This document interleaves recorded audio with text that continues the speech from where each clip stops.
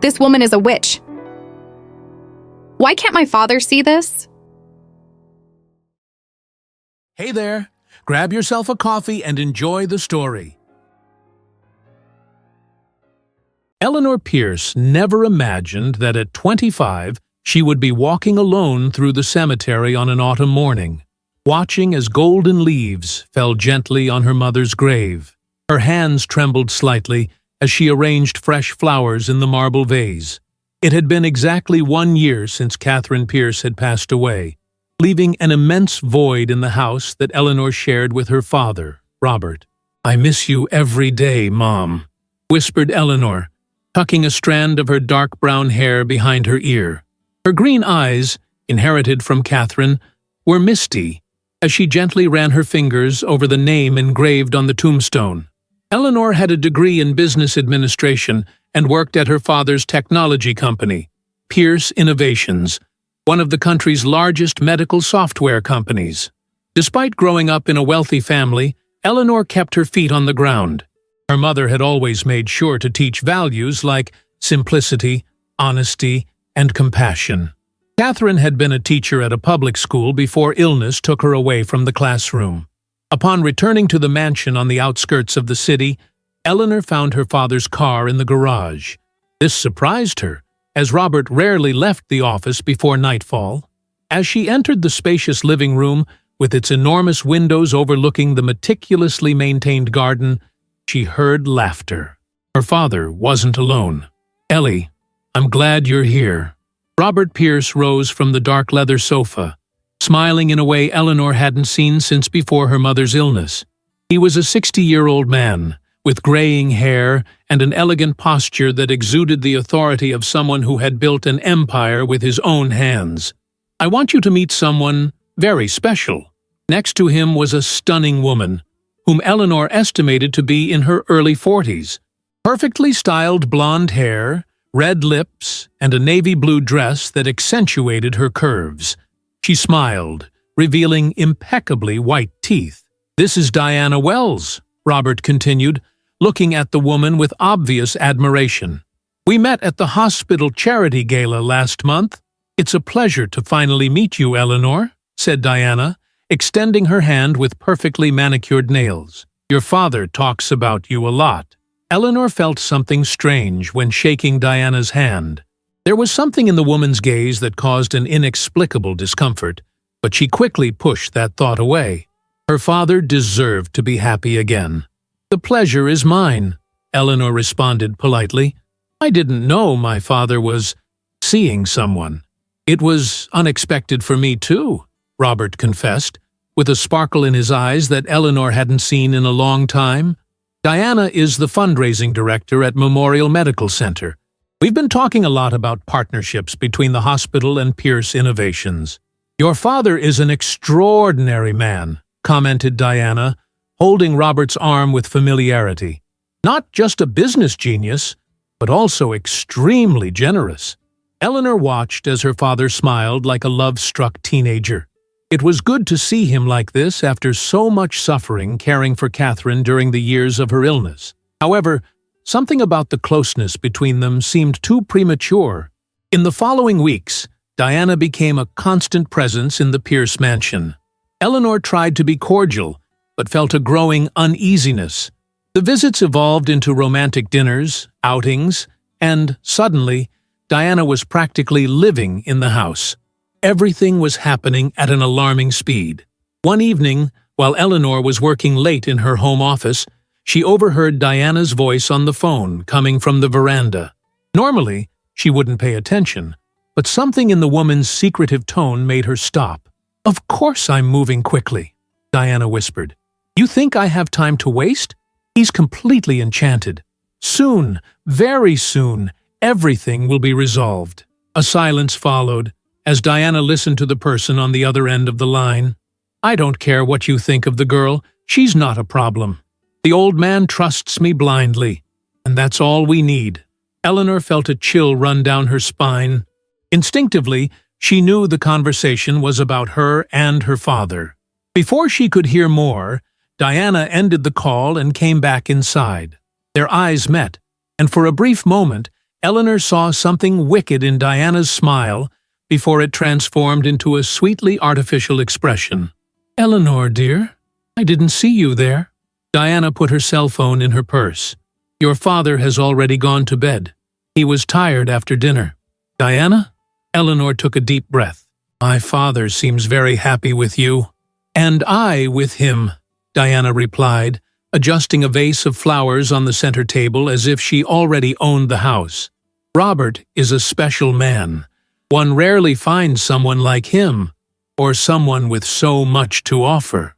The words hung in the air like a veiled threat, and Eleanor knew, at that exact moment, that something dark had entered the Pierces' lives.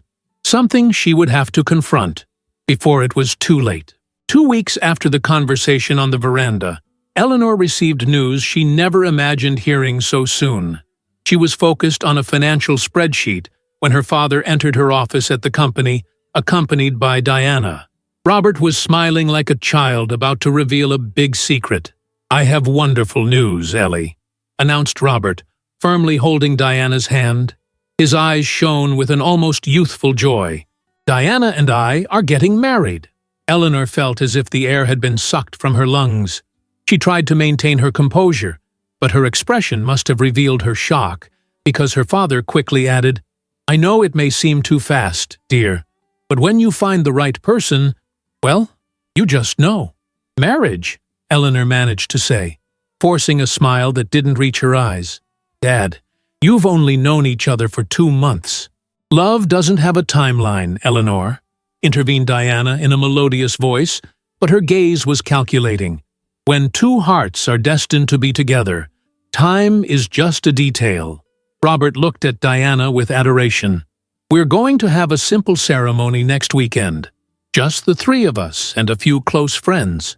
"Next weekend?" repeated Eleanor, unable to hide her astonishment. "That's very last minute. At my age, there's no time to waste on bureaucracy and elaborate preparations," replied Robert, putting his arm around Diana's waist. "Catherine would want me to move on, find happiness again." The mention of her mother's name caused Eleanor to feel a pang of pain. She doubted Catherine would approve of such a rushed relationship, but she bit her tongue. Her father seemed genuinely happy for the first time in a long time. "I would be honored to have you as my maid of honor, Eleanor," said Diana, with a smile that didn't reach her eyes.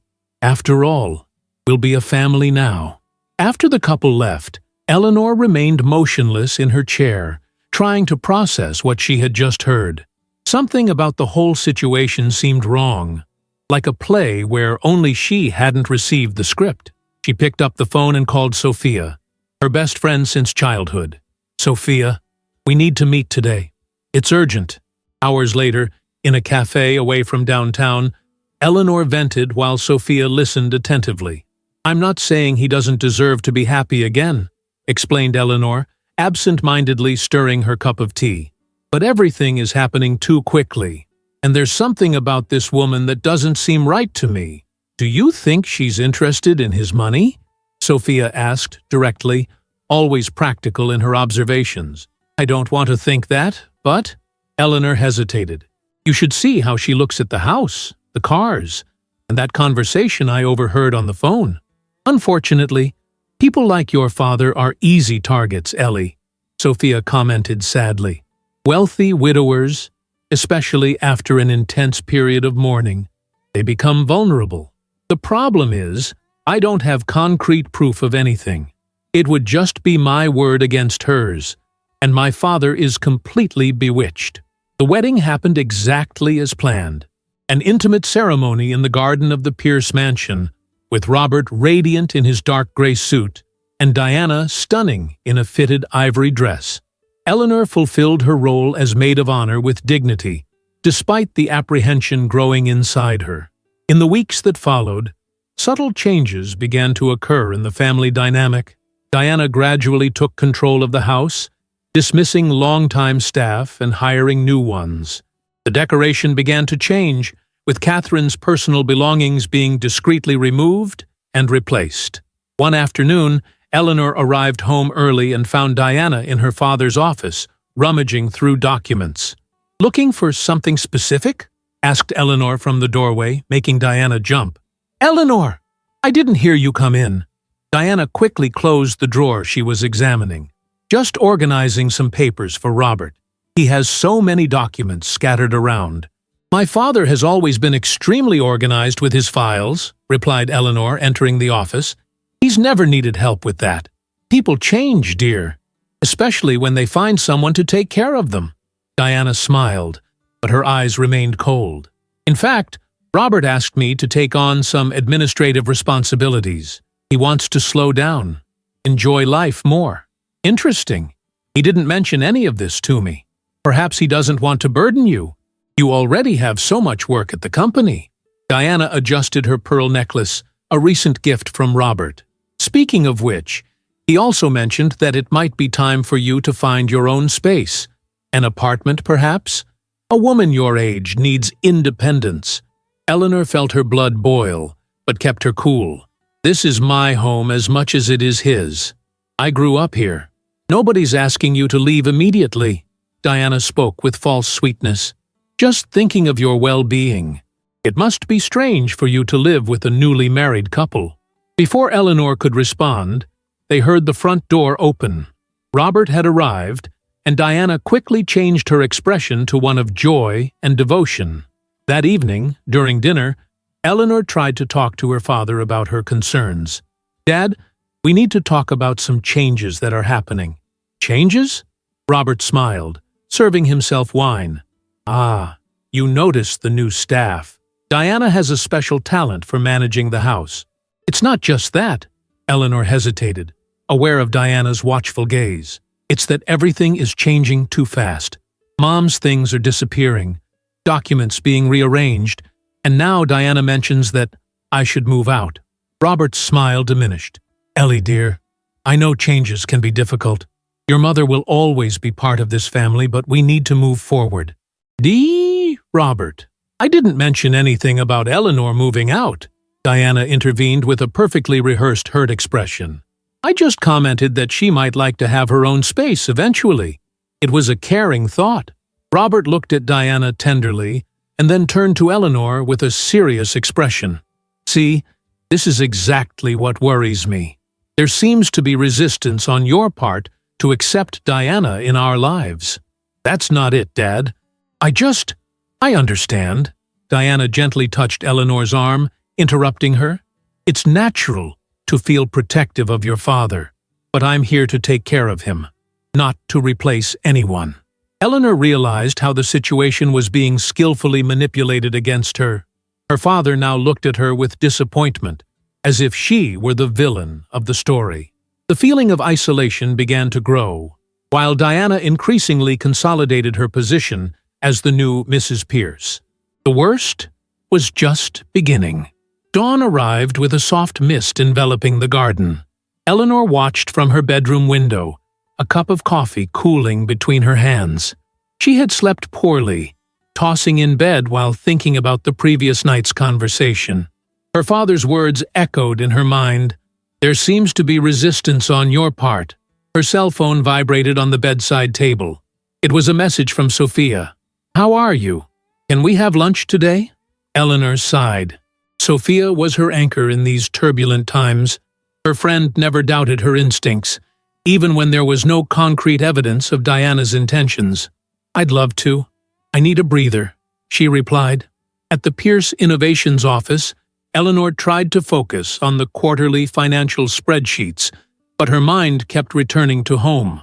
For the past 10 years, since graduating from university, she had dedicated herself fully to the family business.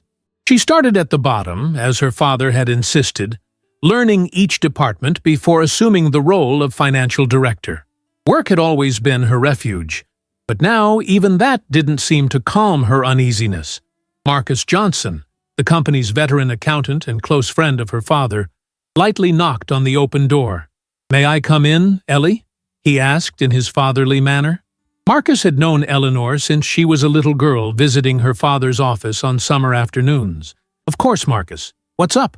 He closed the door behind him and sat down across from her desk. His gray eyebrows were furrowed with concern. "I noticed you've been distracted lately. And today your father asked me to prepare a complete audit of all company and personal assets. Eleanor felt a chill. An audit? Did he say why? Apparently, the new Mrs. Pierce suggested it would be prudent to have a clear view of the assets now that they're married. Marcus hesitated. Ellie, I've worked with your father for 30 years. I've never seen him make such sudden decisions before, especially regarding financial matters. Do you think he's being manipulated? The word came out more like a whisper. Marcus adjusted his glasses. I don't want to make accusations, but I know Robert Pierce better than most. Something has changed. It's as if he's under a spell. During lunch, Eleanor shared her concerns with Sophia, including the new information about the audit. She's mapping the assets, Sophia. First my mother's personal belongings, now the financial documents. Eleanor pushed her plate aside, her appetite completely gone. We need to find out more about her past, suggested Sophia. Someone like Diana doesn't appear out of nowhere. There must be a history. I've already thought about that. She said she worked at Memorial Medical Center, but when I called to verify, they said there's no Diana Wells in the fundraising department. Not in any department. Sophia raised her eyebrows. That's significant, Ellie. She lied about something so easy to verify?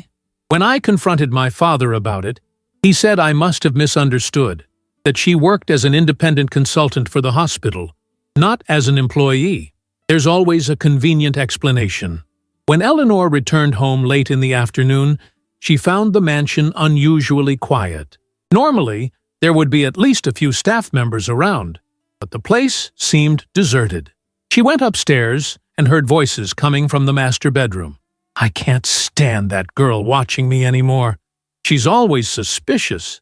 Diana's voice was clearly audible through the partially open door. She's just adapting, dear. Eleanor was always very close to her mother. And to me, Robert's voice sounded tired, different from his usual energetic tone. Adapting. She called the hospital to verify my employment. That's an invasion of privacy, Robert. She's trying to separate us. Eleanor froze in the hallway, staying out of sight. Diana, I'm sure it's not quite like that. It's exactly like that. Don't you see how she looks at me? How she questions every decision I make? Robert, this situation is affecting my health. I don't sleep well. I'm constantly anxious. There was silence. Then Eleanor heard her father sigh deeply. What do you suggest I do? You know what needs to be done. Eleanor is a grown woman now. Maybe it's time for her to follow her own path, have her own space. Eleanor felt a pain in her chest as she heard her father respond weakly, I'll talk to her. Maybe you're right. Silently, Eleanor backed away down the hallway and went downstairs, hot tears streaming down her face. The feeling of betrayal was overwhelming. How could her father consider asking her to leave home? The house where she grew up, where every corner held precious memories of her mother. In her father's office, Eleanor allowed herself to collapse into an armchair. Her eyes wandered around the room, noticing the small changes Diana had already introduced. Photographs of her with Robert in new frames, decorative objects that didn't match the traditional style that Catherine had carefully cultivated over the years. Her eyes settled on the bookshelf, where a picture frame was turned face down. Eleanor stood up and walked over, setting it upright. It was a photo of her as a child with her parents, during a beach vacation. The three of them were smiling, truly happy. Eleanor traced her mother's face with her finger, feeling the pain of longing mixed with current anguish. What do I do, Mom? She murmured. How do I protect Dad when he doesn't want to be protected? A noise behind her made her turn quickly. Diana was standing in the doorway, watching her with a cold smile that contrasted with her impeccable beauty. Meddling with your father's things again, Eleanor? This photo has always been here, Eleanor replied, keeping her voice firm despite the trembling in her hands. Someone turned it face down.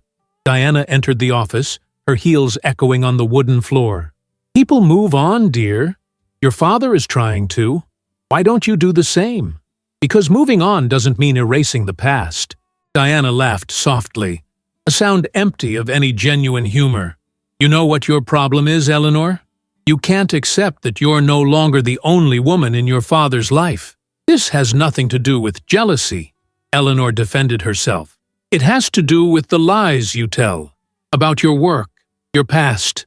Diana moved closer, stopping just inches from Eleanor.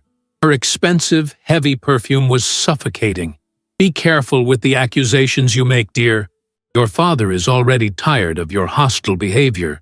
Keep this up, and soon you'll lose his support. And then, where will Daddy's precious little girl be? Before Eleanor could respond, Diana took the picture frame from her hands. Some advice.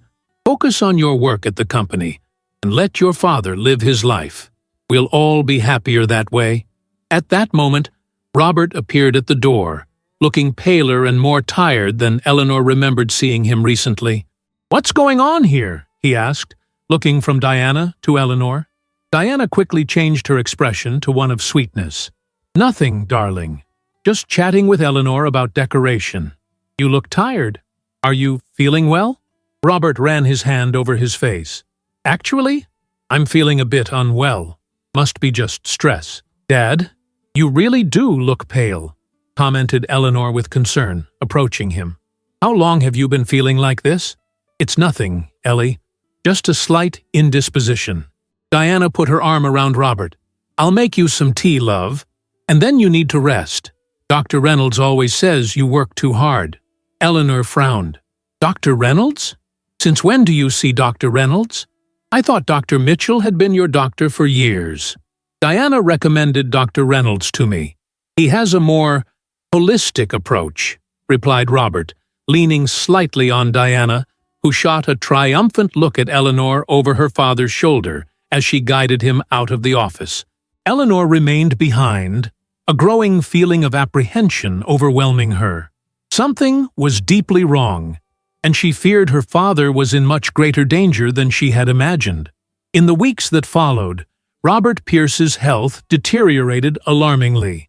What began as a simple indisposition evolved into episodes of mental confusion, constant weakness, and a pallor that seemed to deepen with each passing day. Most frightening for Eleanor was seeing how her father, always so vigorous and full of energy even at 60, now needed help even to climb the stairs.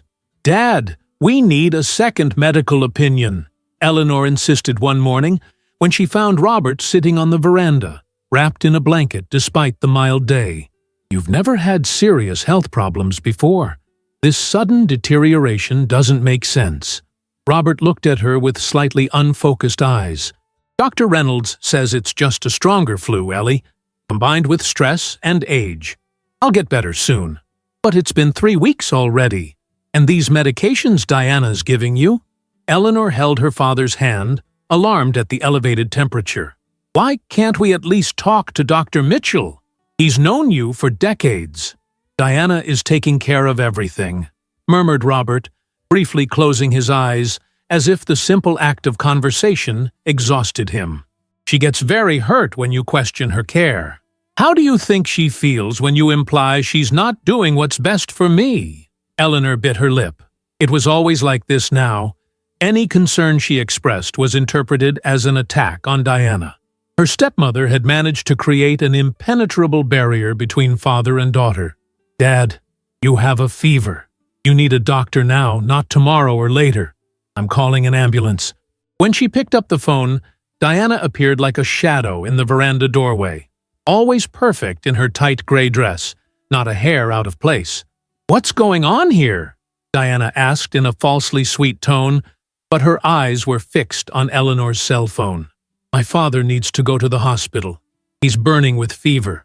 "Don't exaggerate, Eleanor." Diana walked over to Robert, placing her hand on his forehead with a theatrical gesture. "It's just a mild fever. Dr. Reynolds has already prescribed medication for this. In fact, it's time for your medicine, dear."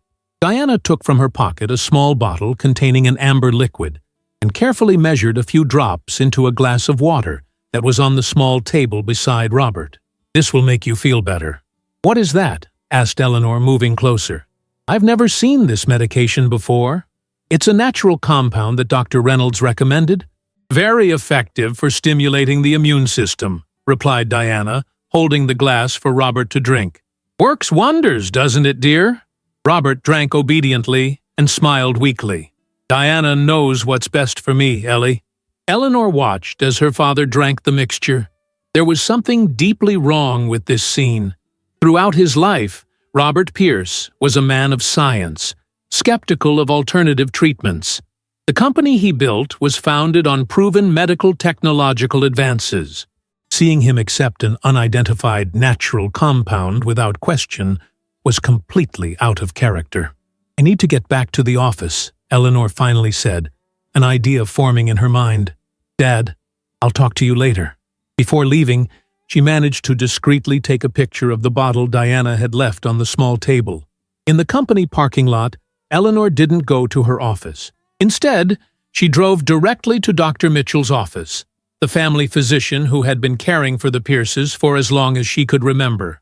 Eleanor, what a pleasant surprise, said the elderly doctor as he received her during his break between consultations. How is your father? I haven't seen him in months. That's what I came to talk about, Dr. Mitchell. I'm very worried about his health. Eleanor described her father's symptoms in detail and showed the picture of the mysterious bottle. Dr. Mitchell's face grew progressively more serious as she spoke. And this Dr. Reynolds? I've never heard of him. I found out he has an office in an alternative clinic on the outskirts of town, but he doesn't have recognized medical credentials. Dr. Mitchell removed his glasses and rubbed his tired eyes. Eleanor, based on the symptoms you've described, mental confusion, intermittent fever, progressive weakness, and knowing your father's health history, something is very wrong. Robert has always been exceptionally healthy for his age. That's what I've been saying. But nobody listens to me. Diana has convinced my father that I'm overreacting. Without personally examining him and doing blood tests, I can't say anything with certainty, the doctor continued. But these symptoms combined with the rapidity of progression are extremely concerning. What about the bottle? Eleanor showed the photo again. The doctor frowned. I can't identify it without analyzing the contents, but it certainly isn't an approved conventional medication. Eleanor, you need to convince your father to go to the hospital for complete tests as soon as possible. I'm trying, but Diana is always there, controlling everything. Eleanor felt tears of frustration forming. Dr. Mitchell, I'm beginning to suspect that my father is being poisoned. The words hung in the air, heavy and terrible. The doctor didn't respond immediately, considering the gravity of the accusation. That's a very serious allegation, Eleanor, but I can't deny that the symptoms you describe are compatible with certain types of chronic intoxication. What do I do? First, we need proof. Without concrete evidence, they're just suspicions. 8. The doctor wrote something on a piece of paper. This is the contact information for a trusted laboratory. If you can get a sample of that medicine, they can analyze it discreetly. When Eleanor returned to the Pierce mansion late in the afternoon, she found the house in turmoil. An ambulance was parked at the entrance, and paramedics were coming down the stairs with a stretcher. Robert was lying on it, unconscious, with Diana at his side holding his hand. What happened? Eleanor shouted, running to them. Diana turned, perfectly calculated tears running down her made-up face. He suddenly fainted. I couldn't wake him up. Which hospital are you taking him to? Eleanor asked one of the paramedics, her heart racing. General Medical Center, he replied, as they loaded the stretcher into the ambulance. I'm coming with you, said Eleanor, but Diana stopped her. There's no room. I'll go with him, as his wife. You can meet us there. Before Eleanor could protest, Diana got into the ambulance and the doors closed. Eleanor stood watching the vehicle drive away, sirens blaring, a growing dread taking hold of her. At the hospital, Eleanor found Diana in the waiting room, talking quietly with a doctor she didn't recognize. When they saw her, the conversation abruptly ceased. How is he? Asked Eleanor, looking from Diana to the doctor. Your father is stable, but unconscious, replied the doctor. We're running tests to determine the cause. Dr. Winters, Diana introduced, "This is Eleanor, Robert's daughter." The doctor nodded. "We're doing everything possible. For now, we can only wait for the results." "I'd like to see him," Eleanor demanded. "He's in the ICU," informed Dr. Winters. "Only one visitor at a time for 5 minutes." "I just visited him," Diana said quickly. "It's better to let him rest now. The doctors are monitoring him constantly." "I insist on seeing him." Eleanor stood firm. "He's my father." Dr. Winters looked from one to the other, sensing the tension. 5 minutes. Nurse Thompson will accompany you." In the ICU, Eleanor was shocked by her father's appearance. Robert was connected to several monitors, an oxygen tube in his nose. His skin was yellowish, and he seemed to have aged 10 years in a matter of weeks. How could this happen so quickly? Holding her father's cold hand, Eleanor whispered, "I'll find out what's happening, Dad. I promise. I won't let anything happen to you." As she left the ICU, Eleanor found Diana in a tense conversation with Marcus Johnson in the hallway. "Eleanor," Marcus approached as soon as he saw her, concern evident on his wrinkled face. "I came as soon as I heard. How is he?" "Unconscious. The doctors are running tests." "Mrs. Pierce," a nurse called to Diana, "we need you to fill out some additional forms as the patient's proxy." Eleanor turned abruptly. "Proxy? Since when?" Diana smiled, a gleam of triumph in her eyes.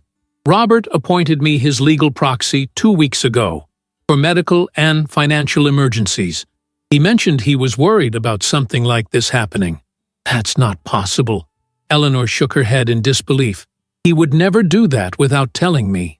"I have the documents signed and notarized," Diana replied smoothly.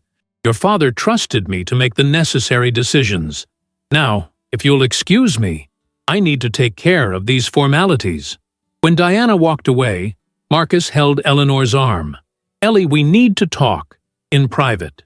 They found an empty bench in the hospital garden. The sun was beginning to set, casting long shadows over the well-tended flower beds. "Eleanor," Marcus began, his voice grave, "I have something to tell you, and it's not easy. Last week, your father requested a substantial transfer of funds to a joint account with Diana. We're talking millions." Eleanor felt the blood freeze in her veins. The final piece of the puzzle fell into place. And with him unconscious, and her as his legal proxy, she has complete control over the assets, Marcus completed, his expression grim. "Eleanor, I fear your father is in even greater danger than we imagined."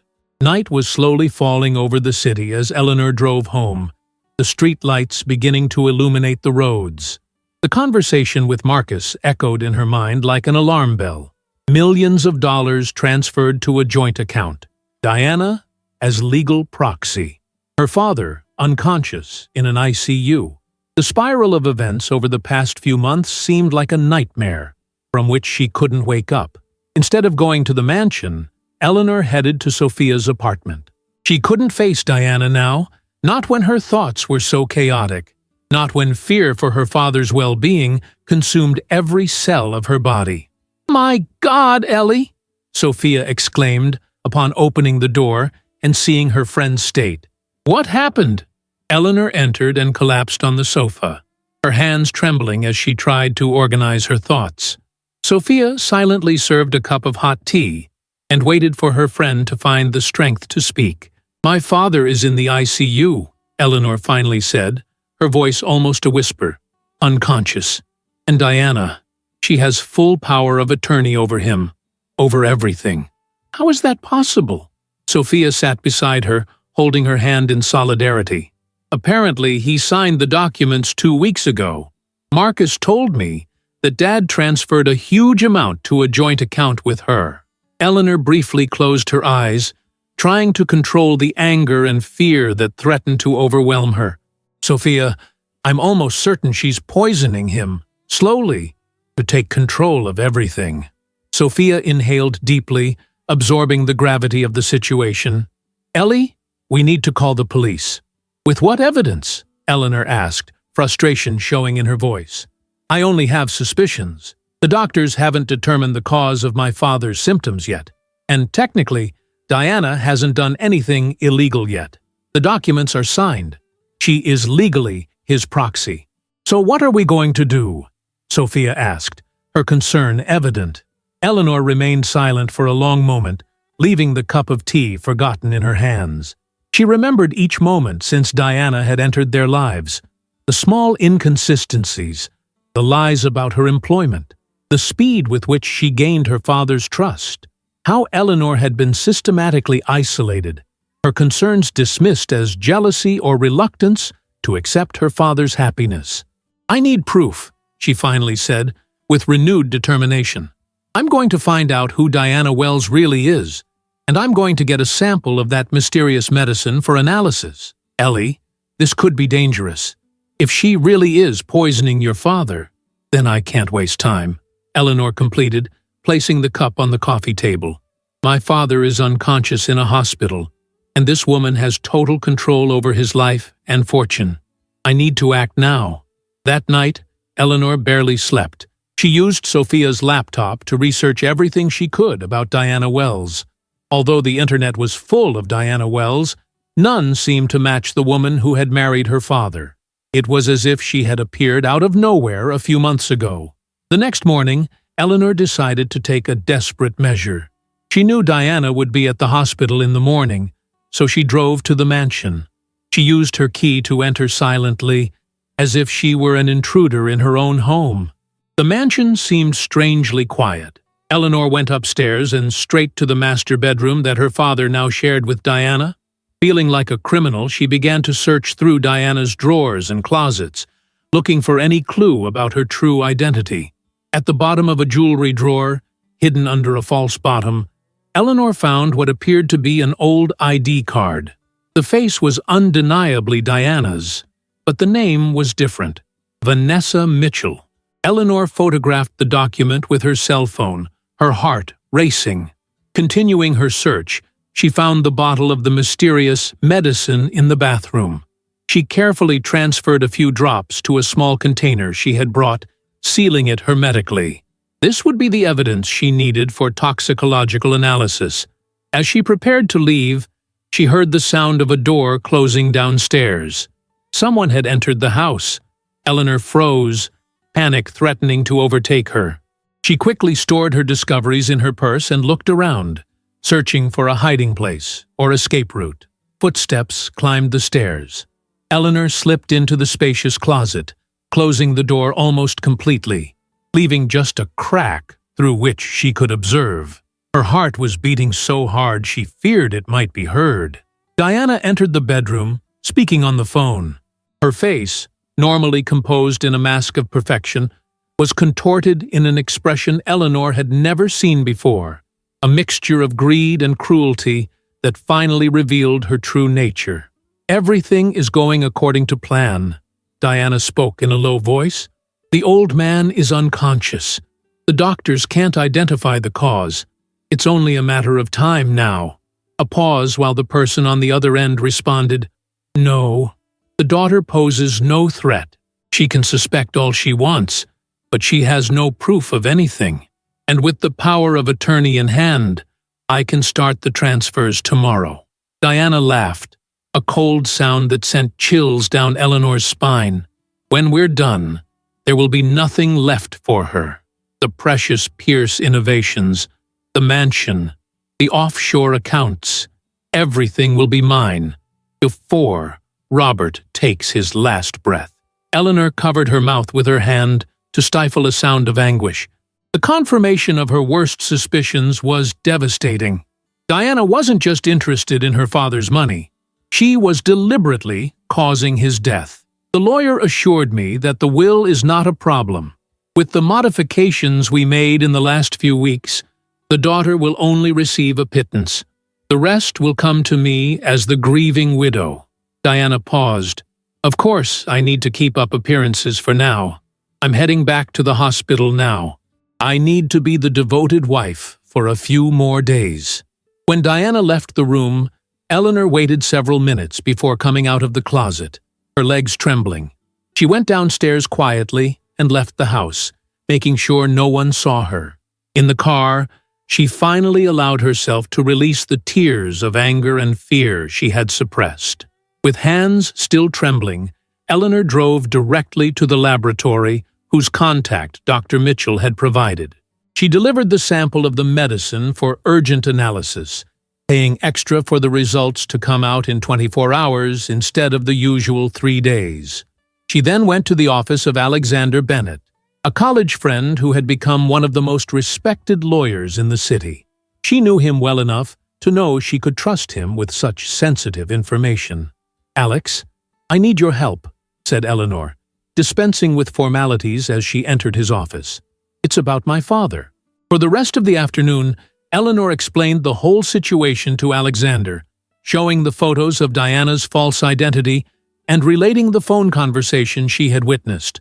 The lawyer listened attentively, taking notes and occasionally asking questions to clarify details.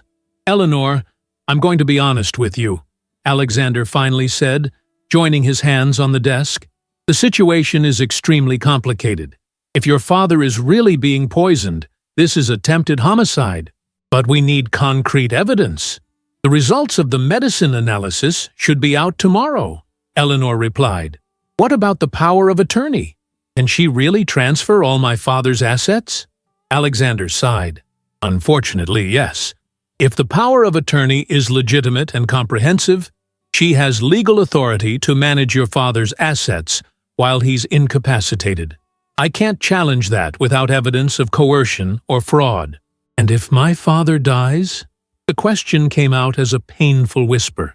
"Then the will takes effect. If Diana managed to get him to alter the will recently, as she mentioned in the phone call, the situation becomes even more complicated."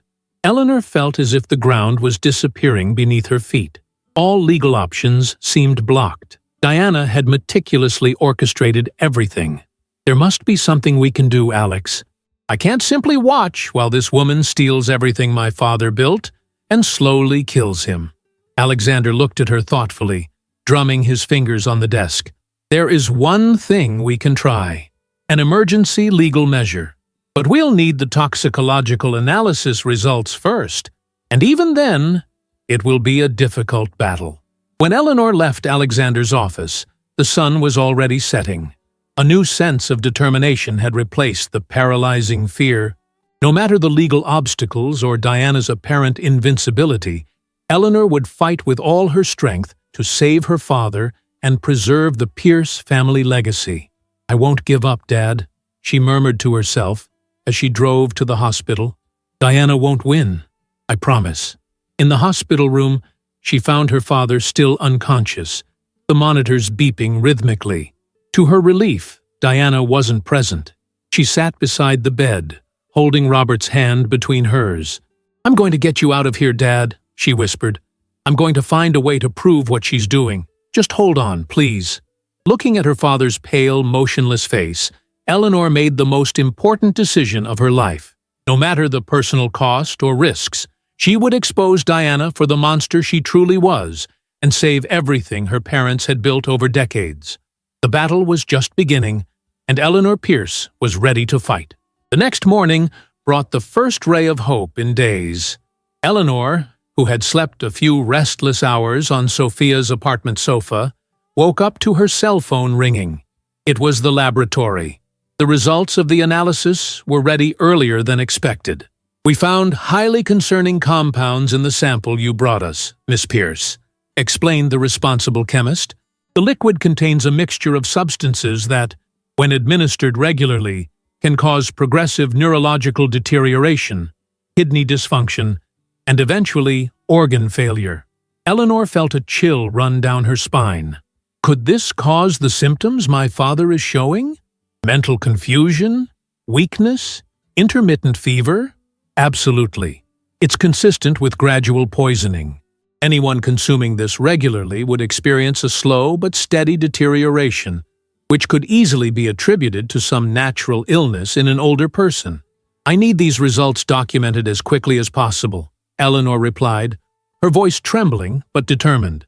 "Lives depend on it." An hour later, with the toxicological report in hand, Eleanor found herself again in Alexander Bennett's office. The lawyer examined the documents carefully, his expression becoming more serious with each page. "This is definitely evidence of a crime," he concluded, looking at Eleanor over his glasses. "With this and the false identity you discovered, we have grounds to request an emergency protective measure." "Oh, what does that mean exactly?" "It means we can ask the court to temporarily suspend the power of attorney granted to Diana, based on well-founded suspicion that she is intentionally harming your father. We can also request an order preventing her from making any financial transactions in his name until the case is investigated." Eleanor felt the first genuine glimpse of hope. How long does this take? Under normal circumstances, days or weeks? But considering the severity of the situation and the toxicological evidence, I'll argue for an emergency hearing today. Alexander picked up the phone. "I have a contact in family court who can help expedite this." While Alexander made the necessary calls, Eleanor received a message from Marcus. "Diana is at the bank right now, trying to transfer $2 million to an offshore account. I managed to delay the process, claiming technical problems, but I can't hold her for long." Eleanor showed the message to Alexander, who immediately added this urgent information to his emergency petition. Less than an hour later, he hung up the phone with a positive nod. "I got it. Judge Thompson granted us a hearing at 2 p.m. today. We have 2 hours to prepare our case." "What about my father?" "Diana is at the bank now, but she'll soon return to the hospital." The fear that Diana might do something drastic upon realizing her plans were being thwarted was real and terrifying. "I've already thought of that," Alexander replied.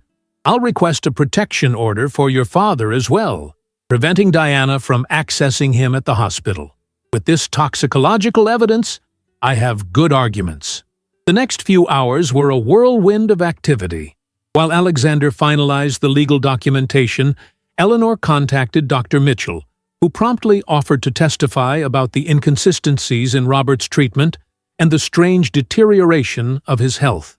Marcus Johnson also agreed to testify about Diana's attempts to transfer large sums to offshore accounts.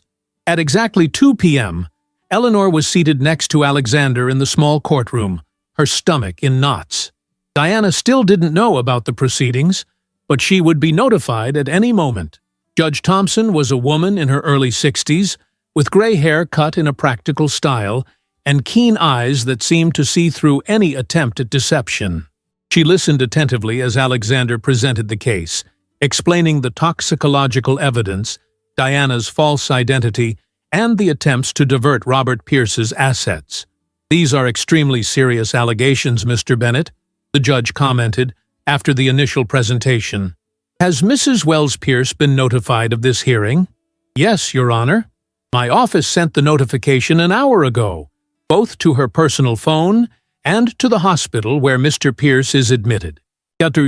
As if summoned by the mention of her name, the courtroom doors opened and Diana entered, accompanied by an aggressive-looking attorney whom Eleanor recognized as Gerald Hoffman, known for defending wealthy clients in desperate situations. Diana was impeccably dressed as always, but there was something different about her posture, an almost imperceptible tension that revealed she knew something had changed drastically.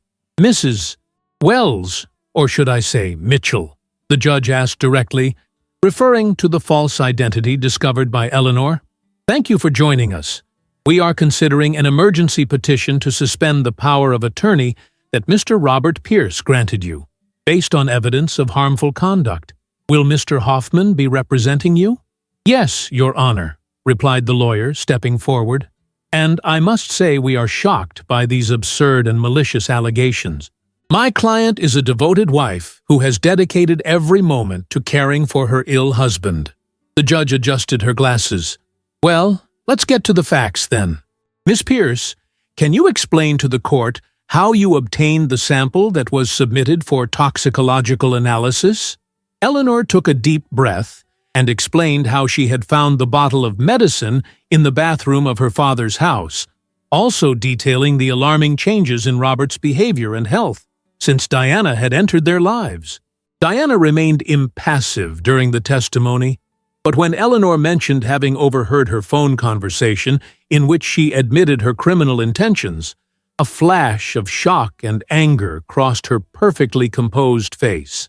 Dr. Mitchell testified next, explaining that the described symptoms were inconsistent with any of Robert Pierce's previous medical conditions and highly suspicious. "Your Honor," Hoffman intervened when it was his turn to counter-argue, "these allegations are purely circumstantial and motivated by jealousy and resentment. Miss Pierce never accepted her father's new marriage and is now fabricating this elaborate conspiracy." Fabricating? Eleanor couldn't contain her indignation. "The toxicological report is right here. My father is dying while she transfers millions to offshore accounts. Mrs. Pierce," the judge addressed Diana directly, "the court has been informed that you attempted to make significant fund transfers today. Is this true?" Diana glanced briefly at her lawyer before responding in a controlled voice. "I was merely following instructions Robert gave me before his hospitalization, Your Honor. He wanted to diversify some investments. $3 million to an account in the Cayman Islands hardly qualifies as diversification of investments," the judge observed dryly. "And what about the substance identified in the toxicological report? Can you explain why you were administering a potentially lethal compound to your husband?" "It's a natural supplement prescribed by Dr. Reynolds," Diana replied with fake innocence. "I had no idea it could be harmful." "The so-called Dr. Reynolds, who, as we verified, doesn't possess a valid medical license in the state?" Alexander questioned. The tension in the room was palpable. Diana maintained her controlled expression, but Eleanor could see small cracks in her facade, the slight tremor in her hands, the almost imperceptible movement of her jaw. After almost 2 hours of testimonies and arguments, Judge Thompson finally announced her decision. Based on the evidence presented, including the toxicological report, the attempts at substantial financial transfers, and the inconsistencies in Mrs. Wells Pierce's explanations, this court grants the temporary suspension of the power of attorney in question. The judge adjusted her glasses before continuing. "Additionally, I am issuing a restraining order preventing Mrs. Wells Pierce from having any contact with Mr. Robert Pierce until the conclusion of a full investigation. Mr. Pierce's assets will be temporarily frozen, except for necessary medical expenses, which must be approved by this court." Eleanor felt a wave of relief so intense it almost made her dizzy. Beside her, Alexander gently squeezed her arm in a silent show of support.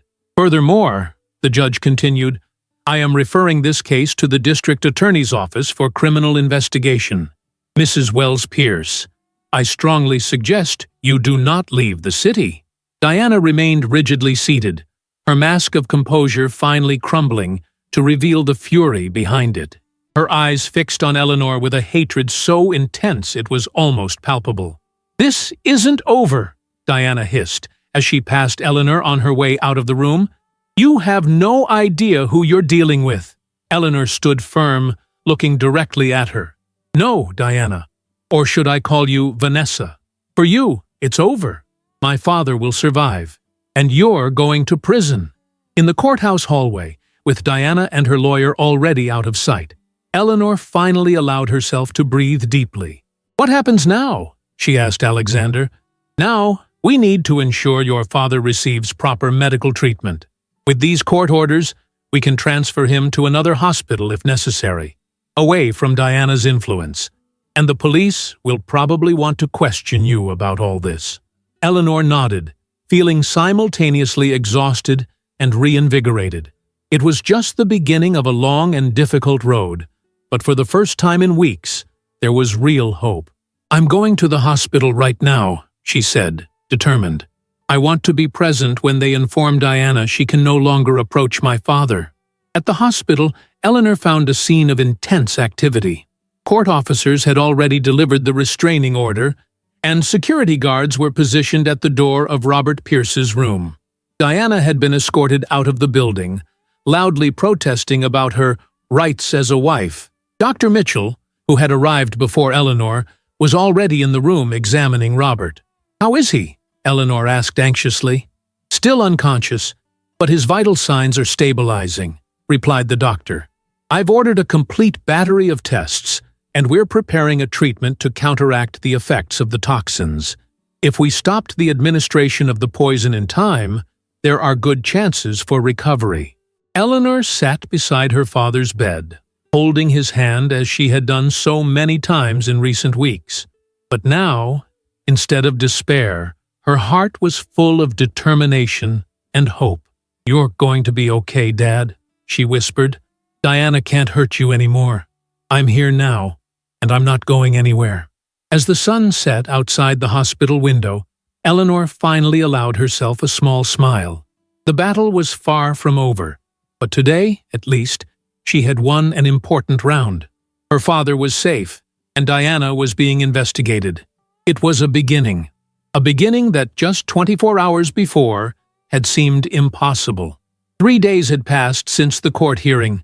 Eleanor practically lived at the hospital, sleeping in an uncomfortable armchair next to her father's bed, leaving only to take quick showers and change clothes at Sophia's apartment. The doctors had started treatment to counteract the effects of the toxic substances, and Robert's vital signs were gradually improving, although he remained unconscious.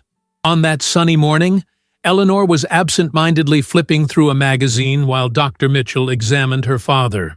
There are notable improvements in kidney function, the doctor commented, analyzing the latest test results. And the electroencephalogram shows more consistent brain activity. These are good signs, Eleanor. When will he wake up? She asked, the same question she posed at each medical visit.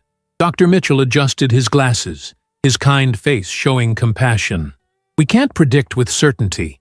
His body needs time to completely eliminate the toxins. It could be today, tomorrow, or next week.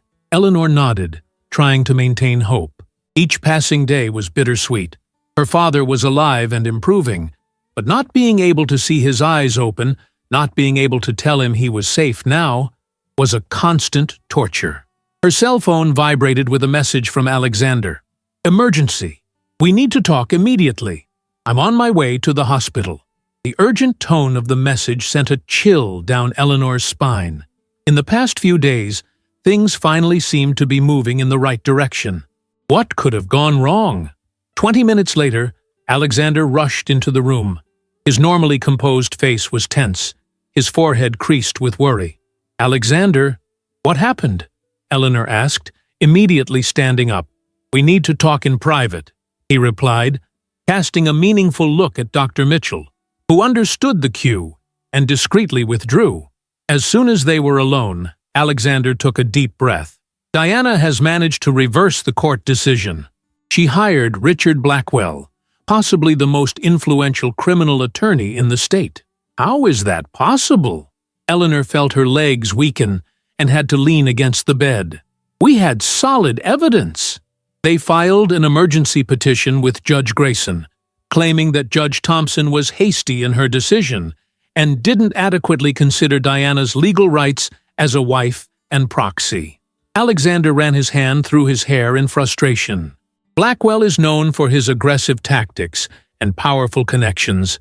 Somehow, he managed to get the case reassigned to Judge Grayson, who revoked the suspension of the power of attorney and the restraining order. This is absurd. What about the toxicological report? The evidence of poisoning? Alexander's face grew even darker. This is the most disturbing part.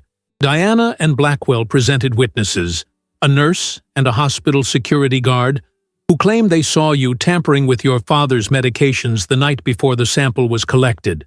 What? Eleanor almost shouted. That's an outright lie. They're alleging that you planted the toxic substances to incriminate Diana, that your jealousy and resentment toward your father's new wife led you to forge evidence. Alexander opened his briefcase and removed some documents. Blackwell also obtained a report from an expert questioning the methodology of the laboratory that analyzed the sample. Eleanor felt the floor disappear beneath her feet. This can't be happening. Everyone knows I'm trying to save my father, not harm him. Blackwell painted a very convincing picture of you as a possessive daughter, unable to accept your father's new marriage and willing to do anything to get rid of Diana. He even insinuated that you might have been responsible for your father's deteriorating health, later trying to frame Diana. That's absurd. Why would Judge Grayson believe this? Blackwell specializes in creating doubt, and in this type of case, reasonable doubt is enough to overturn precautionary measures. Alexander nervously adjusted his glasses. Additionally, Diana appeared at the hearing as the perfect image of a devoted wife, crying about how she was being unfairly separated from her beloved husband in his time of greatest need. Eleanor felt a wave of nausea. And now, will she be able to see my father again? To control his assets? Worse than that, Eleanor. Judge Grayson also issued a temporary order restricting your access to your father, pending investigation into the allegations of evidence tampering. He banned me from seeing my own father? Eleanor's voice failed, shock giving way to fury and despair. Temporarily. I'm preparing an appeal to contest this immediately, but Alexander didn't complete the sentence, his silence more eloquent than any words. As if on a cruel cue, the door to the room opened. Diana entered, her face a perfect mask of concern and relief. Behind her came her lawyer, Blackwell, a court officer, and 2 hospital security guards. "Eleanor," Diana said softly, her calculating eyes shining with false compassion, "how sad that it has come to this point. I only ever wanted what was best for your father." Blackwell, a tall and imposing man in an impeccable suit, stepped forward. "Miss Pierce, I have here a court order requiring you to leave these premises immediately and refrain from any contact with Robert Pierce until further notice." The court officer extended the document to Eleanor, who refused to take it. Alexander intervened, accepting the paper in her place. "This is absurd," said Eleanor, her voice trembling with anger. "You can't prevent me from seeing my own father." "Actually, we can and must," Blackwell responded coldly, "especially considering the serious allegations that you may have deliberately harmed his health." Diana approached Robert's bed, placing a possessive hand over his. "Don't worry, dear. I'll take good care of him, as I always have. It's a shame your jealousy and obsession have reached this extreme point." Eleanor took a step toward Diana, but Alexander held her by the arm, whispering, "Don't give them more ammunition, Eleanor. It's exactly what they want." The hospital security guards approached, clearly ready to escort Eleanor out if necessary.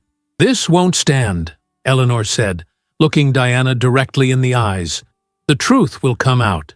"The truth is already coming out, dear," Diana replied with a venomous smile. "It's just not the version you invented." With a broken heart, Eleanor allowed Alexander to guide her out of the room. In the hallway, she saw Dr. Mitchell being approached by Blackwell. Even from a distance, she could hear the lawyer informing the doctor that he was being replaced by a specialist chosen by Diana. "They're taking over everything," murmured Eleanor, stunned. "My father is completely vulnerable now." "Don't despair yet," Alexander said quietly, as they walked to the exit. "This is just a temporary setback. We'll fight with all our strength." In the hospital parking lot, Eleanor finally broke down, tears of frustration and fear streaming down her face. How could this happen? We had proof. We had concrete evidence. The legal system doesn't always work as it should, especially when the other party has resources and connections. Alexander opened his car door for Eleanor. "But that doesn't mean we should give up. On the contrary." What can we do now? Diana has the power of attorney back, has exclusive access to my father, and somehow managed to turn me into the villain of the story." Alexander started the car, his face determined. "Let's go to my office. We need to regroup and develop a new strategy. If Diana thinks she's won, she's deeply mistaken." As they left the hospital behind, Eleanor looked out the back window one last time. Diana was standing at the entrance, watching them leave, a triumphant smile on her perfect face. For a terrible moment, Eleanor felt that she had lost not just the battle, but the entire war. At Alexander's office, the news got worse. Marcus Johnson called to inform them that Diana had already restarted the process of transferring funds, this time with judicial blessing. Pierce Innovations was in turmoil with rumors that Diana planned to sell the company once she had full control.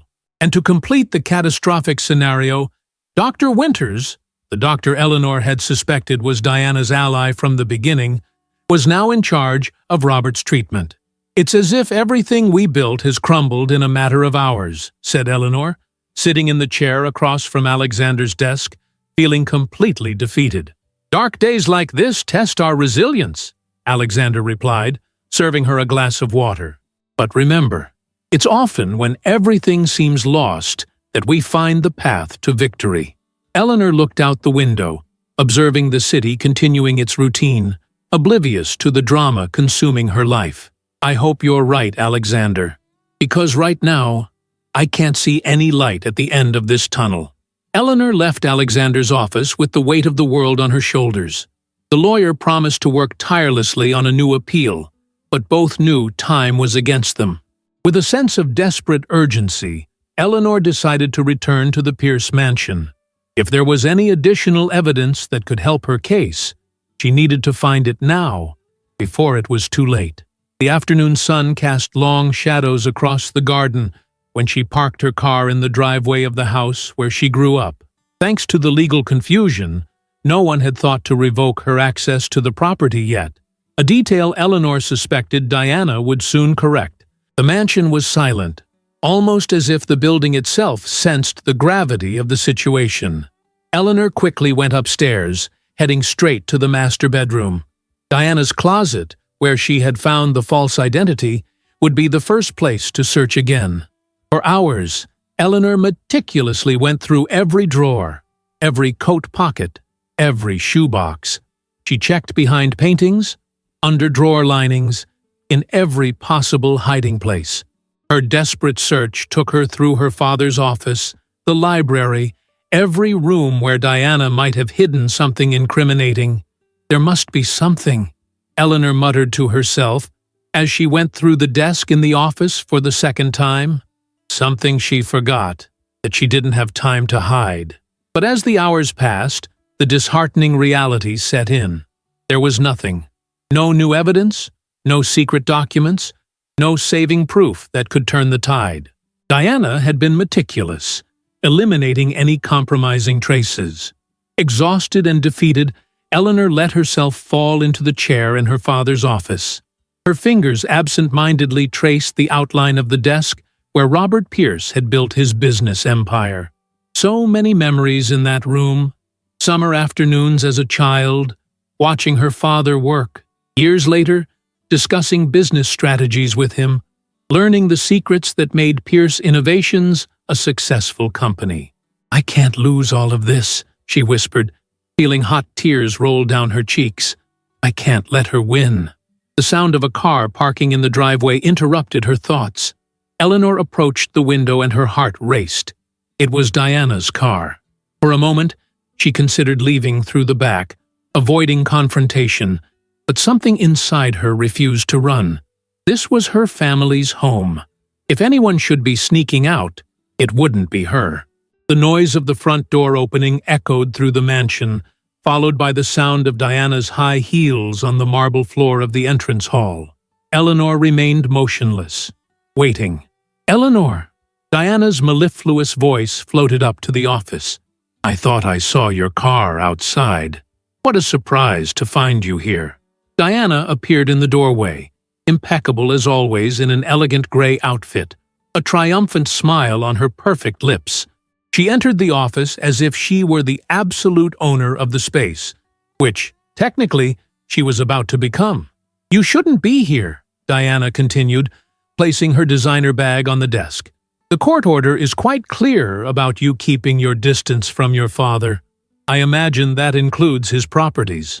"This is my home," Eleanor replied, keeping her voice firm despite the growing anger. "I grew up here. My mother lived and died here." "How sentimental." Diana laughed softly, walking around the office like a confident predator. "But feelings matter little when it comes to legal matters, don't they? And legally, This house belongs to your father. Or rather, it will soon belong to me. Eleanor felt her stomach turn. What do you mean? Oh, didn't I tell you? Diana's smile widened, her eyes gleaming with barely disguised malice. I had a fascinating meeting today with the board of directors of Pierce Innovations. As Robert's legal proxy, I'm taking full control of the company. She paused deliberately, savoring the moment. And tomorrow, we complete the process of transferring all remaining assets, the mansion, the investment accounts, the properties abroad. You won't get away with this, said Eleanor, struggling to maintain her composure. My father will eventually wake up and then— Your father? Diana interrupted, her tone now colder. Robert is receiving the best medical care under my supervision, but the doctors aren't optimistic about a full recovery. Neurological damage, you know how it is. So tragic. Eleanor felt a chill run down her spine. The implication was clear. Diana had her own doctors controlling the situation now, and Robert's prognosis would be exactly what she wanted it to be. You poisoned him, Eleanor accused, unable to contain her anger. You almost killed him for money. Be careful with unfounded accusations, dear. We've already seen where that led you last time. Diana moved closer, leaning over the desk, her expensive, suffocating perfume invading the space. You know what's ironic? Your desperation to incriminate me only strengthened my position. Now everyone sees you as a disturbed and unstable daughter, while I am the dedicated wife unjustly accused. Diana straightened up, smoothing an imaginary wrinkle on her blazer. Speaking of your position, you should start looking for a new place to live. I plan to renovate this house as soon as the transfer is complete. So many old memories to eliminate, don't you think? The deliberate provocation hit Eleanor like a physical blow. The idea of Diana eradicating all memories of her mother, of her childhood, was almost unbearable. You'll never be happy here, said Eleanor, slowly rising. You can steal everything, but you'll never belong in this place. Diana's mask fell for an instant, revealing the cold fury behind the polished facade. She approached Eleanor, stopping inches away. I'm not interested in belonging, Diana hissed, abandoning all pretense of civility. I'm interested in owning, and tomorrow I will own everything your father built. Her smile returned, crueler than before. All your father's fortune will be mine. The words hung in the air like a sentence. Eleanor felt a sharp pain in her chest, as if something inside her was breaking. Years of her father's work, her family's legacy, all about to fall into the hands of this manipulative and criminal woman. Now, Diana continued, stepping back and resuming her falsely sweet tone, I suggest you gather your essential personal belongings today. As a kindness, I'll let you take your mother's sentimental items. The rest will naturally be the property of Robert's wife. Eleanor remained silent, the words stuck in her throat. Everything seemed lost. Diana had won on all fronts: the legal battle, control over her father, the company, the mansion. Nothing remained. Ah, I almost forgot, Diana added, picking up her bag. Your time here is up. I suggest you leave immediately, or I'll be forced to call the authorities for violation of the restraining order. Think of it as my last act of kindness, allowing you to leave on your own with some dignity. Without waiting for a response, Diana left the office, her heels echoing down the hallway like the relentless ticking of a clock, marking the final moments of the life Eleanor had known. Alone again, Eleanor looked around her father's office one last time. The walls filled with diplomas and family photos, the worn leather armchair where he spent hours reading, the small photo of her with her parents on the desk that Diana hadn't removed yet. Her mind was frantically spinning, searching for a solution, a way out, anything that could prevent the imminent disaster. But there was nothing. Diana had orchestrated everything perfectly. With a heavy heart, Eleanor began collecting some family photos and small mementos of her mother. If this was to be her last moment in the Pierce house, she would at least take the most precious memories. As she put the items in her bag, Eleanor felt a growing determination replacing her despair. Maybe Diana had won today. Maybe tomorrow she would legally become the owner of everything. But as long as Robert Pierce was alive, as long as there was any chance of exposing the truth, Eleanor would not give up. "This isn't over yet," she whispered to herself, wiping away a stubborn tear. "Somehow, I'll make you pay for everything, Diana. That's a promise." Oh, with that silent resolution, Eleanor left the Pierce mansion through the front door, head held high, refusing to give Diana the satisfaction of seeing her leave like a fugitive. The sun was setting, casting an orange glow over the property she had always considered her home. Everything seemed lost, but even in the deepest darkness, Eleanor knew there must be a spark of hope somewhere, and she would find it, no matter the cost. The next morning, the sky was covered with gray clouds, as if reflecting Eleanor's state of mind. She had spent the night on Sophia's apartment sofa, tossing and turning restlessly, tormented by nightmares where Diana laughed while destroying everything her family had built. After a breakfast she could barely touch, Eleanor decided to return to the mansion one last time to retrieve some personal documents she had left behind in her haste the night before. She knew it was risky, but she needed those papers, certificates, diplomas, important contracts that might be useful for rebuilding her life. Arriving at the property, she parked her car at a safe distance and approached cautiously. Diana's vehicle was in the driveway, but Eleanor hoped to slip in and out discreetly while her stepmother was occupied or sleeping. As she approached the side door that gave access to the garden, an unexpected sound caught her attention. Diana's voice, loud and shrill, very different from her normally controlled tone. Eleanor froze, hiding behind an ornamental hedge. "What do you mean, there's nothing to transfer?" Diana's tone was one of pure disbelief, almost hysterical. She was in the courtyard, pacing back and forth with the phone pressed against her ear. "That's impossible! We checked the records, the company documents." Eleanor remained motionless, barely breathing to avoid being discovered. "What do you mean he has nothing? What about the houses? And the company?" Diana was practically screaming now, her normally composed face contorted in fury and despair. "This is some kind of bureaucratic error. Fix it, immediately." A pause while the person on the other end of the line spoke. "I don't care what the records show. Robert Pierce owns Pierce Innovations. He has accounts with millions in international banks. The mansion is in his name." Diana ran her hand through her impeccable hair, messing it up in a gesture of pure desperation. "How can I be the legal proxy for assets that don't exist?" Eleanor silently backed away, her heart beating erratically. She didn't fully understand what was happening, but something had changed drastically. Diana's words echoed in her mind. "What do you mean, he has nothing?" Back in her car, Eleanor picked up her cell phone and noticed something she had ignored in her exhaustion the night before. 5 missed calls from Alexander. There were also 3 urgent text messages asking her to contact him immediately. With trembling fingers, Eleanor tried to return the call, but was redirected to voicemail. Alexander must be in court or a meeting. Without hesitation, she drove directly to his office, while her mind buzzed with questions.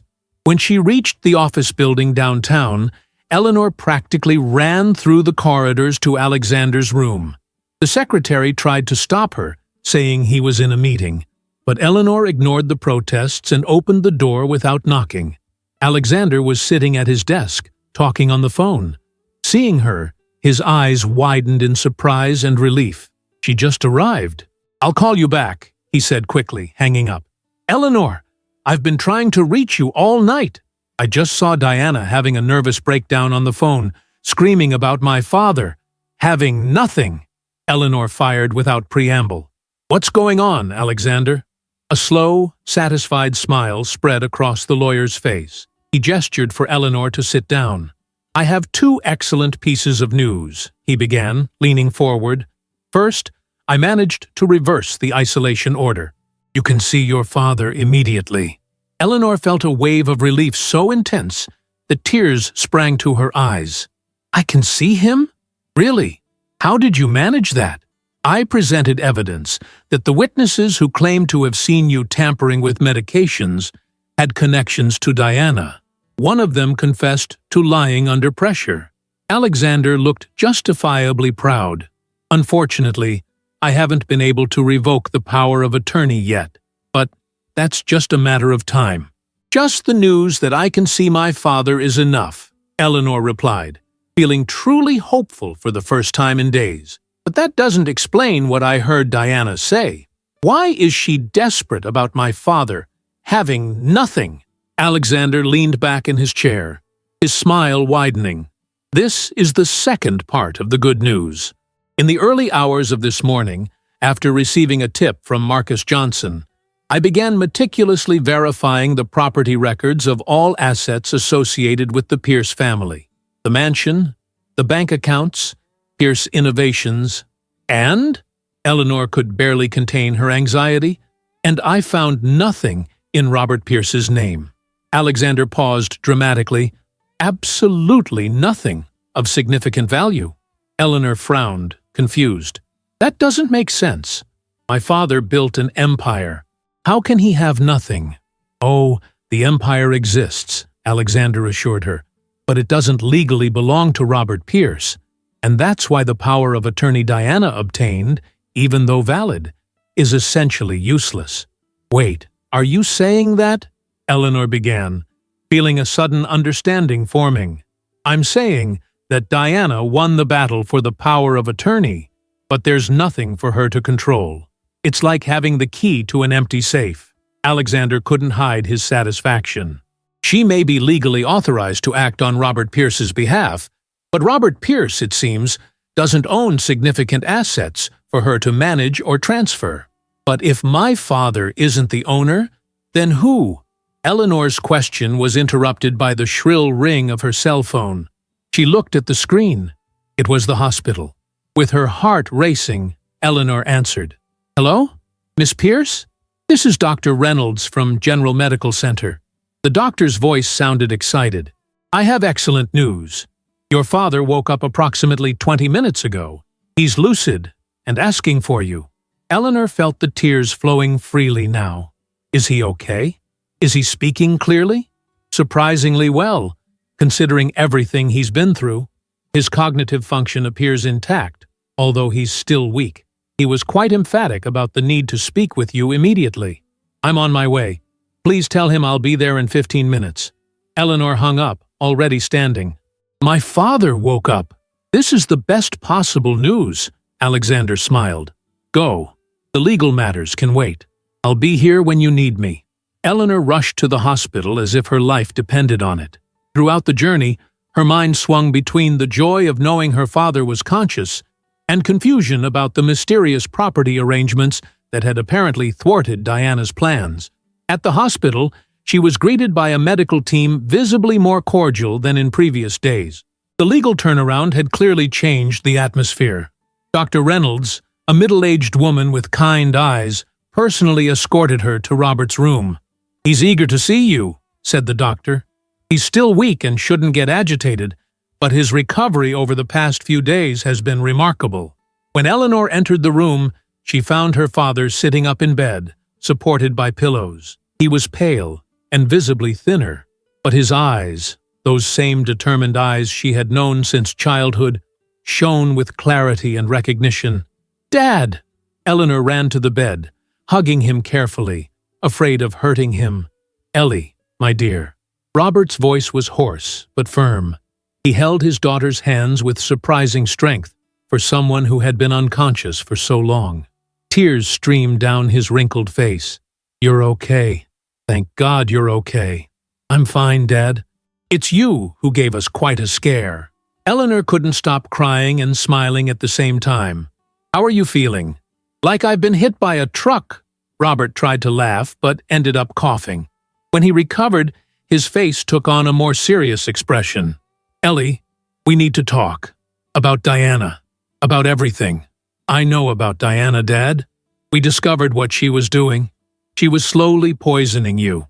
Robert nodded gravely. I realized too late. I began to suspect when the symptoms appeared, so similar to your mother's at first. He paused, breathing deeply. But when I understood what was happening, I was already too weak to confront her directly. Why didn't you tell me? Why did you stay in the marriage even when you suspected her? Robert squeezed Eleanor's hand. Because I needed to protect you, and our legacy. I knew she was dangerous, that she had a plan. I needed to fully understand what she wanted before acting. And what did you discover? That she wasn't who she claimed to be. That she probably did this before. Robert stopped, conserving his strength. But more importantly, I realized I needed to ensure she could never touch what we built. What's rightfully yours? Eleanor sat on the edge of the bed. Alexander discovered something strange. He said you don't legally own anything. Diana was furious on the phone, screaming about it. What did you do, Dad? A cunning smile appeared on Robert's tired face. I did what any prudent businessman would do. I protected my assets. I don't understand. Robert adjusted himself on the pillows, his eyes shining with the old strategic spirit that had made him such a successful businessman. When your mother passed away, I felt vulnerable, alone. I knew that eventually I might make a mistake, trust the wrong person. So, with help from Marcus and some trusted lawyers, I transferred everything to you. To me? Eleanor blinked, astonished. The mansion, the investment accounts, the Pierce Innovations shares, everything. Robert made a sweeping gesture with his hand. Legally, you've been the owner of absolutely everything for more than 8 months. I kept only a small fraction in my name for personal expenses, and to, well, not raise suspicions. Eleanor shook her head in disbelief. But why didn't you tell me? Initially, I planned to tell you on your birthday, as a surprise.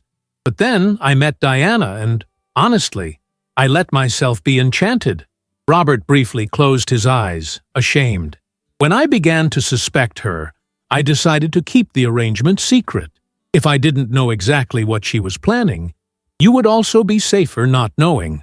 So, when Diana obtained the legal power of attorney, she gained control over absolutely nothing of value, Robert completed, a spark of satisfaction in his tired eyes, which explains her panic now. Eleanor couldn't believe what she was hearing. All the time she had been desperate, fearing to lose everything. The assets were already secure, in her own name. So, Pierce Innovations is yours, always has been. You've been the majority shareholder for almost a year. Robert smiled proudly. And you've done an excellent job as financial director. There's no one more qualified to lead the company. Eleanor felt a mixture of emotions: relief, gratitude, amazement, and a hint of indignation at having been kept in the dark. But above all, an overwhelming love for her father, who even in his vulnerability had found a way to protect her. You knew she would come after the fortune, commented Eleanor, the pieces finally fitting together. I suspected from the beginning that something was wrong, admitted Robert. The relationship progressed too quickly. Her questions about my assets were too frequent, but confirming my suspicions was difficult, and when I finally was certain, he paused, his expression darkening. Well, by then I had been drinking that medicine for weeks. I was too weak to confront her directly.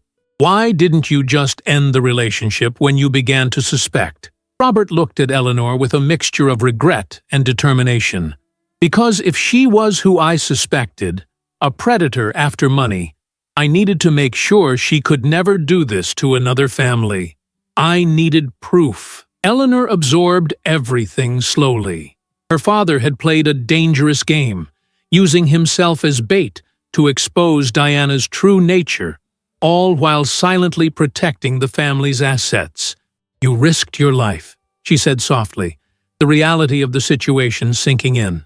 I did, and I almost lost. Robert squeezed her hand. But I knew you would eventually discover the truth. You've always been the smartest in the family, Ellie. A gentle knock on the door interrupted the conversation. It was Dr. Reynolds. "Sorry to interrupt, but I have news that I believe you'd like to hear. The police have just arrested Diana Wells, or Vanessa Mitchell, as we discovered is her real name. Apparently, she was trying to flee the country with jewelry and money she had diverted from Mr. Pierce's personal accounts." Eleanor and Robert exchanged looks of relief and vindication. "There's more," continued the doctor. "The results of the toxicological tests we performed on Mr. Pierce confirmed the presence of the same substances found in that medicine. The authorities are treating the case as attempted homicide." It was a feeling of relief and new beginning for father and daughter. Now, everything seemed to be getting back on track. 6 months had passed since that fateful morning at the hospital. Autumn had given way to winter, and now spring was beginning to emerge, bringing renewal to the Pierce Mansion's garden, as well as to the lives of its inhabitants. Eleanor walked across the freshly cut lawn, observing the first flowers blooming under the mild sun. Her father accompanied her, leaning on a cane, a reminder of what he had been through, but not an impediment. Robert Pierce's recovery had surprised even the most experienced doctors. Although he still needed regular physical therapy and some medications, he was gradually regaining his strength and vitality. "The gardeners did an excellent job with your mother's roses," commented Robert, stopping to admire a perfectly tended bed of white roses. "Catherine would love to see them like this." "Yes, she would," agreed Eleanor, holding her father's arm affectionately. "She always said that flowers were like people. They need love and patience to truly flourish." They walked to a stone bench, strategically positioned under a flowering magnolia. The spot offered a perfect view of the property that now, without a shadow of doubt, legally belonged to Eleanor, although she insisted it would always be her father's home, too. "How was the board meeting this morning?" asked Robert, sitting down carefully. "Productive," replied Eleanor, smiling. "The new diagnostic software line will be launched next quarter, and the growth projections are extremely positive. Marcus was especially excited about the numbers. I'm not surprised. You've been leading Pierce Innovations with an even clearer vision than mine." The pride in Robert's voice was unmistakable. "I always knew you would surpass your old father someday." "I'm just building on what you created," Eleanor responded modestly. "Besides, your advice is still invaluable. The investors were very happy to see you on the video conference last week." The comfortable silence that followed was interrupted by Eleanor's personal assistant, who approached discreetly. "Miss Pierce, sorry to interrupt, but your lawyer is on the phone. He says he has important news about the case." Eleanor exchanged a meaningful look with her father before taking the phone. In recent months, the case against Diana had progressed slowly through the judicial system, with numerous hearings and testimonies. The woman who had almost destroyed the Pierce family faced multiple charges, from fraud to attempted homicide. "Alexander, I'm with my father. You can speak. I have the satisfaction of informing you that Diana Wells, or Vanessa Mitchell, has accepted a deal with the prosecution," announced Alexander, his voice conveying professional satisfaction. "She will plead guilty to all charges in exchange for a slightly reduced sentence. No trial, no more hearings, no more testimonies for you two." Eleanor briefly closed her eyes, feeling an immense weight being lifted from her shoulders. How much time will she get? Considering the gravity of the crimes, especially the attempted homicide, and the historical pattern of similar behavior in other states that we were able to prove, the prosecutor estimates at least 20 years without the possibility of parole for the first 15. "Does this mean it's over?" asked Eleanor, almost afraid to believe it. "For all practical purposes, yes.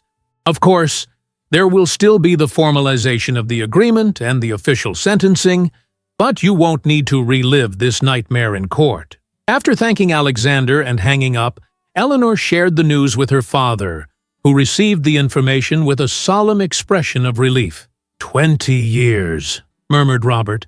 "Seems fair, considering what she did, and what she probably did to others before us." The investigation identified at least 2 other victims, recalled Eleanor.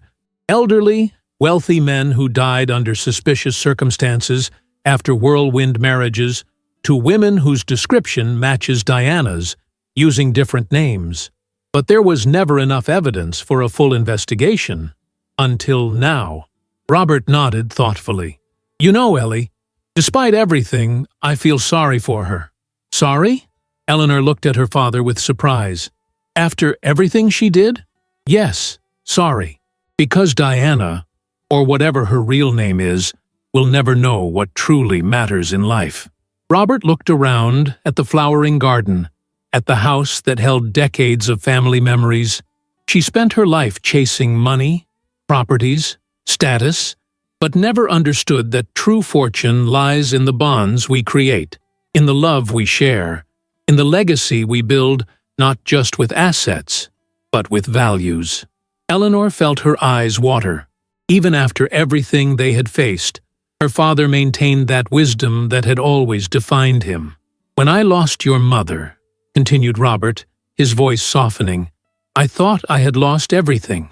But then I looked at you, saw Catherine in your eyes, in your determination, in your compassion, and realized that the best of her, the best of us, remained alive.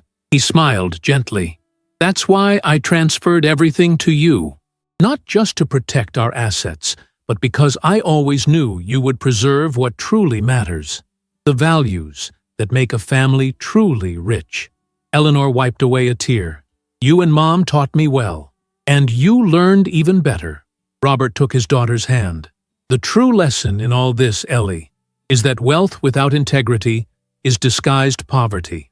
Diana had a perfect plan to capture everything that glittered, but never realized that the real treasure wasn't in material possessions. Late in the afternoon, as father and daughter returned home, Eleanor's phone rang again.